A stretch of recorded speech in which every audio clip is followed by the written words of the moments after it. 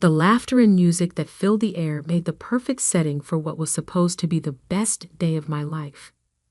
My name is Rachel, and I looked amazing in my white gown, making me feel like a princess. Everything seemed fantastic to me. That brief yet happy moment was gone in an instant. "Rachel, dear, could you come here for a moment?" My mother-in-law's speech broke the festive atmosphere. It was sharp and bordering on authoritarian. As I walked up to my mother-in-law, I saw that she was standing quite stiffly, but I still managed to smile at my friends and excuse myself. Her grin was too small for her eyes, and her posture was clearly tight. "What is it, Mrs. Paul?" I asked, trying to come across as calm and nice. "It's all about the way you look at me, Rachel," she said, her tone cold and accusing. "I am aware of the look of scorn that is emblazoned on your face. I should be treated with respect, not disrespect, as your husband's mother." I was taken aback by her statement. My mind raced, trying to make sense of what she had said. "I believe you have a misunderstanding, Mrs. Paul. I reply out of nothing but deference to you." I was confused for a while. "Respect, huh?" she mocked, her brows narrowing. "I see how you roll your eyes at me and sigh when I say something. Do you think I'm not seeing it? Even my kids have vanished due to your deceit." She was yelling louder now, and I sensed that other people were starting to turn to watch us. It was hard for me to keep my cool. Before I could respond, my husband Kyle materialized by our side, his worried-looking forehead wrinkled. After a quick look at each of us, he asked, "Mom, what's going on here?" "Kyle, your partner," Mrs. Paul retorted, her voice shaking with emotion. "She's been nothing but disrespectful to me. She's been looking down on me, and today of all days, she's been the worst." Tears filled her eyes, and she tightened her grip on Kyle's arm. "Rachel, is this true?" Kyle asked, his expression displaying a mix of doubt and confusion. His gaze swept over mine, waiting for an answer. "No, it's not true," I stated clearly and quietly. "I haven't treated her badly at all. She is not being truthful." "You're lying, Rachel," Mrs. Paul yelled, gripping Rachel's arm more tightly. "I am your mother. May I tell you a falsehood?" Tears were now running down her face, adding to the drama that was unfolding before all of them. For a moment, the world seemed to slow down. Kyle's worried expression turned to fury. Without warning, he lifted his hand and slapped me hard across the face.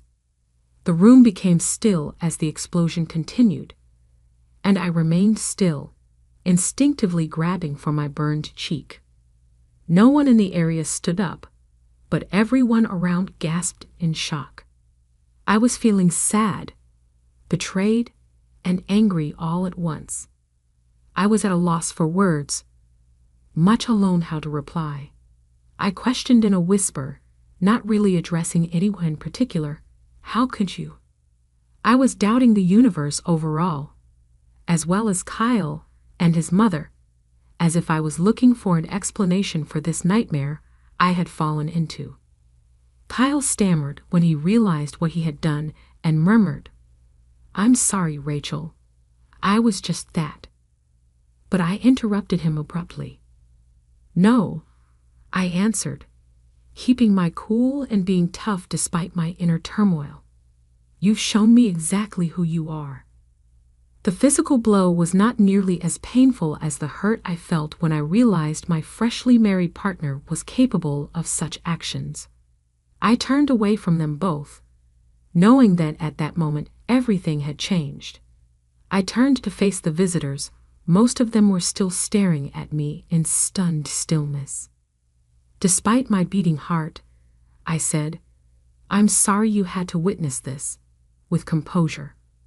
"Please don't stop enjoying the celebrations. I require some alone time." I walked out of the room before I got a response. The music had stopped and the laughter had died down.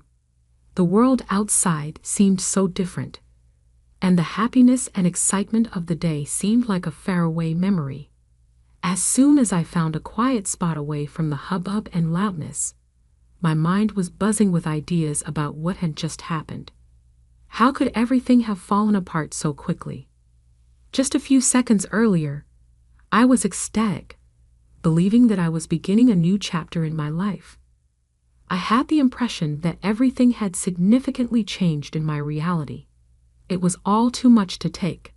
The accusations from my mother-in-law, the smack from Kyle, and the disapproving looks from the visitors. I needed time to think things through and process everything. Was I really supposed to stay in this marriage after all that had happened? Would Kyle ever earn my trust again? The questions were weighing heavily on my mind as I stood there feeling lost and unsure of what to do next. But one thing was for sure. My life had changed, and it would never be the same. My perfect day was gone, to be replaced by something darker and more painful. Finding the best line of action was my duty at hand, even if it meant working alone. I turned to face the group and heard the murmuring start from behind. However, I refused to let that affect me. I kept my head held high, knowing that this was not the end for me. Instead, it signaled the beginning of something new. My mind was racing, trying to come up with a plan. This humiliation would not remain unretaliated. I would like compensation for what happened today. I stepped into the serenity of the bridal suite and allowed myself to feel the emotions I had been holding at bay. Tears filled my cheeks, but not just any old painful ones. And those were tears of determination. I won't give up right now. I wouldn't want to fall prey.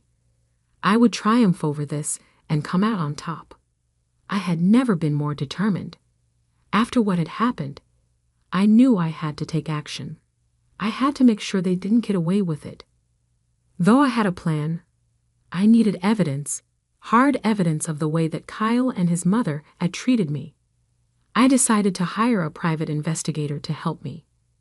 Mr. Sean was the kind of guy, discreet and practical, that I needed in this delicate situation. I said to Mr. Sean over the phone, "I need your help. My spouse, Kyle, and his mother haven't exactly been friendly to me. I need evidence of what they did." "What kind of evidence are we looking for?" Mr. Sean asked in a composed manner. "Everything that exhibits a pattern," I replied. "Emotional, financial, or even legal abuse. Anything that can prove what they've been doing." "Intelligent," he said. "I'll start with some background research and monitoring.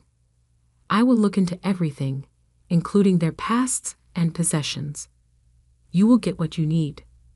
I felt like I was finally taking control when Mr. Sean was on my side. I started recording every interaction I had with Kyle and his mother, including our phone calls and talks. I needed all the evidence I could get. With me, nothing would be left to chance. During all of this chaos, my closest friend Maria became my primary source of comfort and support. She had been there for me the entire time. On a particularly bad day, I told Maria, "Maria, I don't know how I would get through this without you." She comforted me, saying, "You don't have to go through this alone. I'm here for you always." "So what's the plan?" Maria inquired. "I'm gathering proof," I told her, outlining my strategy. "Mr. Sean is also contributing. I wish to reveal the true nature of Kyle and his mother." Maria gave me a worried glance. "Be careful, Rachel," she cautioned. "They're not going to see this coming, and when they do, they'll be furious." "I know," I nodded, "but I can't let them get away with this." Over the next few weeks, the evidence I collected started to build up. It was clear from the phone calls that Kyle's tone was often aggressive and demeaning. The financial records Mr. Sean uncovered revealed just how much control Kyle's mother had over his assets. Some of the transactions we found were questionable, hinting at possible fraud. The more we uncovered, the more disturbing the picture became. One evening, Maria and I sat down together to review all the findings. As we combed through the documents, something jumped out at us. "Look at this," Maria said, pointing to a series of bank statements. "They're moving large sums of money, but where is it all going? And these emails," Maria added, scanning through them. "It sounds like they're planning something, but we don't know what yet." "We need to connect the dots," I said, feeling the weight of everything we were uncovering. This isn't just about emotional abuse anymore. There's a whole web of lies and manipulation going on. Maria's eyes widened as she stared at the evidence in front of us. "Rachel, we're on to something big here," she said, her voice filled with both excitement and fear. The more I delved into the evidence, the clearer it became that Kyle and his mother were involved in more than just toxic behavior. This went beyond their mistreatment of me. They were hiding something much bigger, something possibly illegal. I could feel the truth slowly unraveling, and I was determined to see this through to the end. As the days passed, I became more focused on my goal. I wasn't just collecting evidence for myself anymore. I was uncovering a story of deceit and manipulation that needed to be exposed. Kyle and his mother had spent years weaving this web of lies, but now I had the power to tear it all apart. There was still much to be done, but I was no longer the helpless bride they had tried to humiliate. I was stronger than they had ever realized, and soon the truth would come to light. This wasn't just about getting justice for myself. It was about making sure they faced the consequences of their actions. I wasn't sure how things would end, but one thing was clear. I was ready to fight, and I wasn't going to back down. The whispers of that day were nothing compared to the roar of truth that was about to come crashing down on them. I would no longer be a victim of their games. I would be the one in control.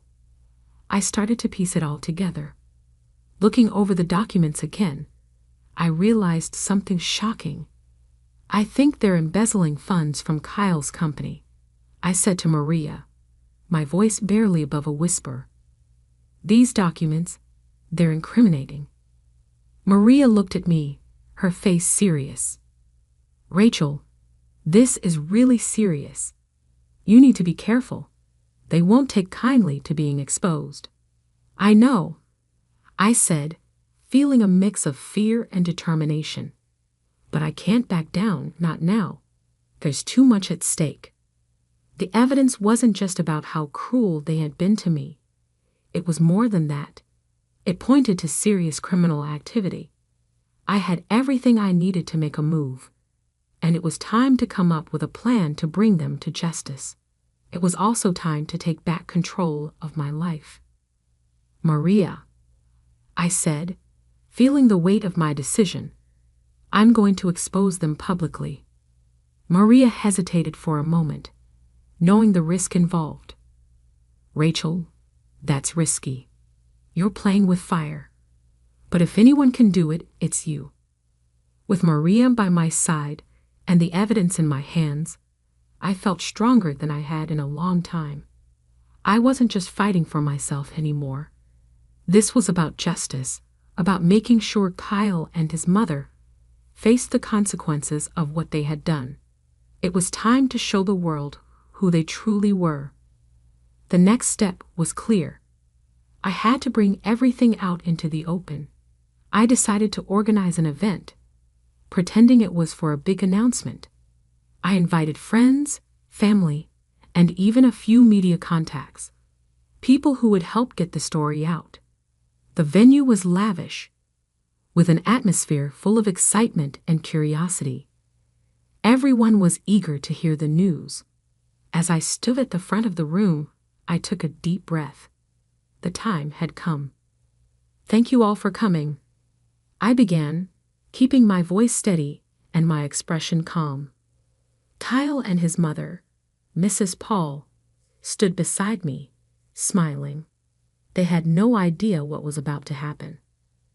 "Rachel, darling, we're so proud of you," Kyle said, his voice sweet but insincere. "Whatever the announcement is, we support you." His words felt like poison, but I stayed composed. "I've gathered you all here to share some important truths," I said, pausing to gauge the room's reaction. "Truths about my marriage and about the Paul family." Mrs. Paul's smile faltered. "Truths," she repeated, her voice shaky with a mix of confusion and fear. "Rachel, what are you talking about?" "I'm talking about the abuse, the lies, and the illegal activities that have been going on behind the scenes," I said, my voice growing stronger with each word. The room went silent. The tension was thick, and all eyes were on me. "Rachel, have you lost your mind?" Kyle's face turned red, his anger barely under control. "Quite the opposite, Kyle," I said calmly. "I've never been more sane, and I've never been more sure of what I need to do." I gestured to the screen behind me. "Exhibit A," I announced as a video started playing. It was a recording of one of our many heated, abusive conversations. The crowd gasped as they heard Kyle's voice, full of anger and cruelty. The murmurs grew louder, and I saw Mrs. Paul's face go pale. Her hands started to tremble. "This is just the beginning," I said, holding up a folder filled with documents. "These papers show financial irregularities, embezzlement, fraud. It's all here." "You can't do this, Rachel," Kyle shouted, his voice a mix of pleading and threat. "You're ruining everything." I looked him straight in the eye. "I'm not ruining anything, Kyle. I'm exposing the truth. A truth that everyone deserves to see." The media personnel who had been invited started clicking their cameras, capturing every moment of this dramatic revelation. There was no turning back now. This was it. "Rachel, please." Mrs. Paul's voice was barely a whisper. Her confidence shattered. "Let's talk about this privately. There's no need for this public display." I shook my head. "No, Mrs. Paul. No more private discussions. The time for hiding is over." The responses in the room changed as I showed more proof. While several visitors shook their heads in shock, others expressed shock. Though there were murmurs and whispers among the throng, nobody could dispute what they were witnessing. Mrs. Paul and Kyle stood motionless, their facades of decency melting away to reveal what was really going on. "This is my story," I began, turning to face the group. "It's a tale about overcoming cruelty and speaking up against injustice. I refuse to be a victim any longer." The occasion concluded with a rush of activity. As I was being surrounded by reporters, numerous guests came up to me with encouraging and uplifting remarks. I had done it. I had shown the truth. And I had done it while remaining composed and strong. It was a triumphant moment for me as I at last got back my voice and my authority. It wasn't the end, though. The following stage, when everything would be resolved finally, was the courtroom. Feeling a mixture of nervousness and determination, I sat in that austere, intimidating room. Beside me, prepared to battle for justice, was my lawyer. I was prepared to see my journey through to its absolute end because this was its last act. Across the courtroom, I couldn't help but observe how uncomfortable Kyle and Mrs. Paul appeared to be. As the trial got underway, their once confident expressions were suddenly displaying apprehension. My attorney stated, "Your Honor, We are here to present the case against Kyle and Mrs. Paul in a firm and confident tone. This isn't just about a divorce. It's about years of emotional and financial abuse that Rachel has endured. From across the room, whispering to me, Kyle leaned in to say, "Rachel, you can't win this. You're crossing a line." With a forceful yet calm voice, I addressed his gaze. "Kyle, this isn't about winning. It has to do with fairness. It's about being authentic to everyone." The trial proceeded, and my attorney skillfully presented the evidence. The evidence of the horrible existence I had led was abundant and included financial records showing their manipulation, recordings of Kyle's harsh remarks, and other supporting evidence. Every bit of evidence was indisputable. My attorney went on, "Your Honor, as you can see, the evidence is overwhelming. We are not only seeking a divorce, but also legal actions for the wrongs that have been committed against my client." Mrs. Paul looked scared and tried to shield herself. "Your Honor, it's all just a misunderstanding." Rachel's voice was weak, even to her own ears, as she exaggerated. I looked straight at her and maintained a steady, direct glance. "Going too far. The evidence speaks for itself. You can't hide from the truth any longer." The court listened intently, reviewing all of the testimony and corroborating evidence. Finally, after what seemed like an eternity, she rendered her decision. "In light of the overwhelming evidence, I grant the divorce and order legal actions against both Kyle and Mrs. Paul for their conduct." The gavel struck, and I felt vindicated and at ease. It was completed. I had confronted them, stood up for justice, and prevailed. I had at last closed a long and painful chapter in my life. I came to the realization that it was time to move past my legal disputes and start the process of recovering and starting over. I found myself in the country, in a little, peaceful house away from the chaos and drama of my former existence.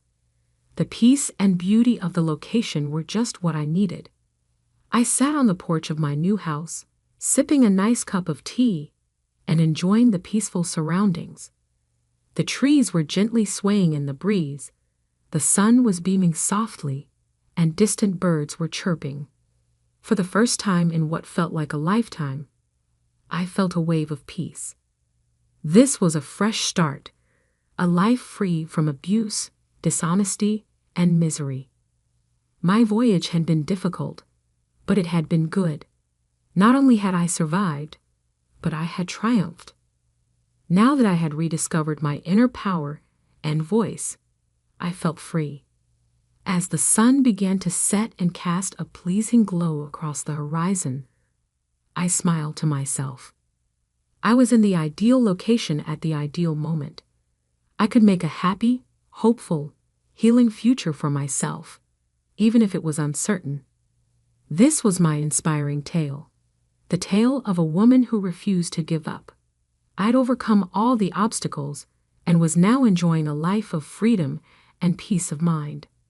I understood that even if my journey had come to an end, I still had a brighter, better life ahead of me. The journey of Rachel has come to an end. Do you think she was right to expose her husband's mother and pursue legal action against him? Perhaps if she had handled it differently. Share your thoughts in the space below the comments. If you enjoyed the tale and would like to see more like it, don't forget to like the video and subscribe to our channel. With your help, we can tell more engaging tales.